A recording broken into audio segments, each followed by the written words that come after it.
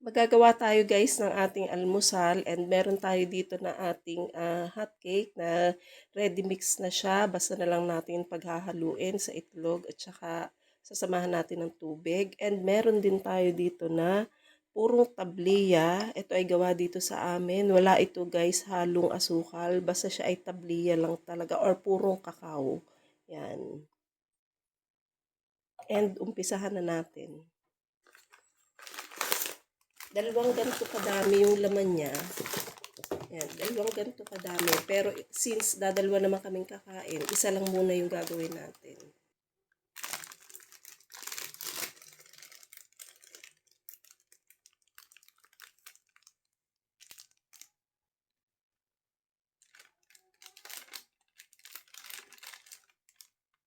Nakalagay sa packaging niya is isang medium egg lang. Since yung egg natin ay Tagalog, so maliliit to.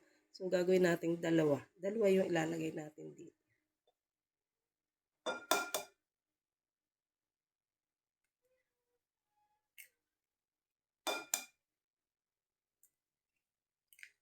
Samahan natin guys ng 3/4 cup nitong ating tubig.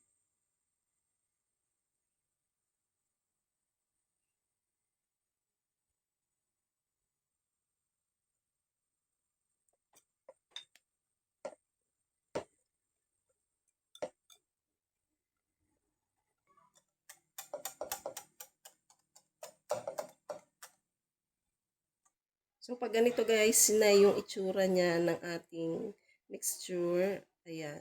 Pwede na to. Magpapainit na tayo ng ating kawali. Tanggalin lang natin yung mga bubbles niya dyan para mamaya ay maganda yung pagkakamold ng ating pancake.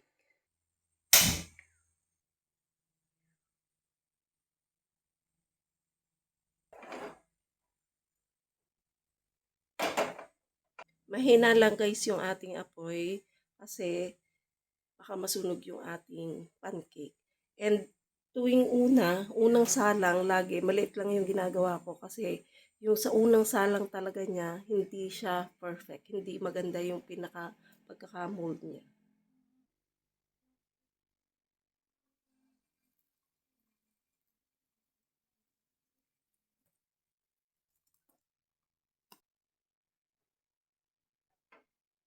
Nakalimutan natin lagyan ng oil. Lalagyan natin siya ng 1 tablespoon na oil.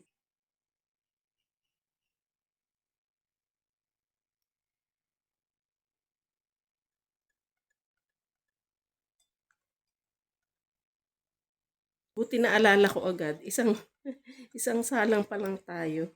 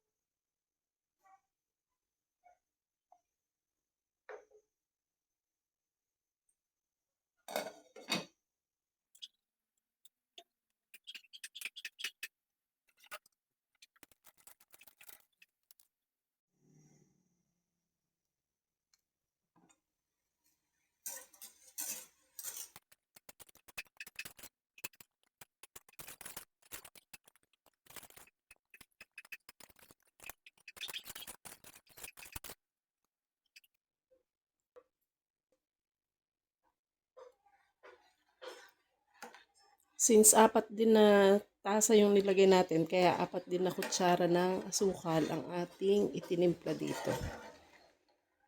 And tunaw na yung ating tabliya, kaya pwede na natin itong ahunin.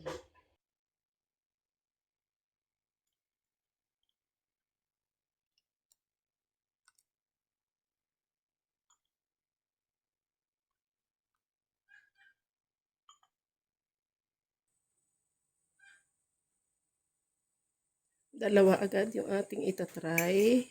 Yan.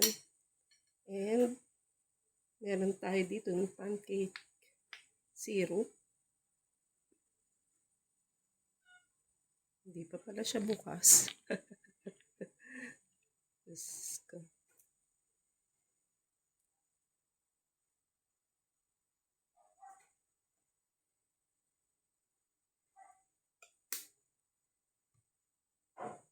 Kain po tayo.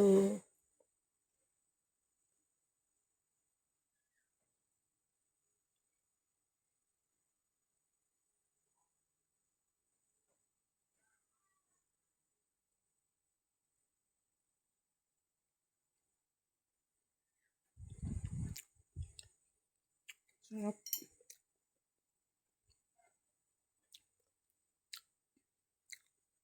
Ang sarap guys. Yung ating mixture, wala siyang masyadong tamis. Kaya okay lang na hindi natin to nilagyan ng asukal doon sa pinaka-ready mix niya. Kasi meron naman nga tayong syrup na gagamitin. Depende po sa inyo kung anong gusto nyong syrup.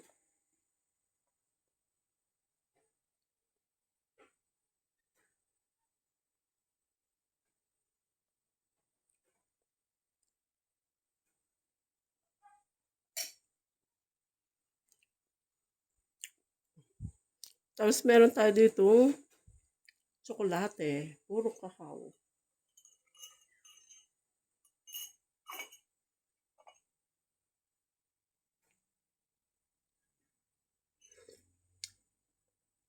Ang sarap. Magkakombine talaga sila.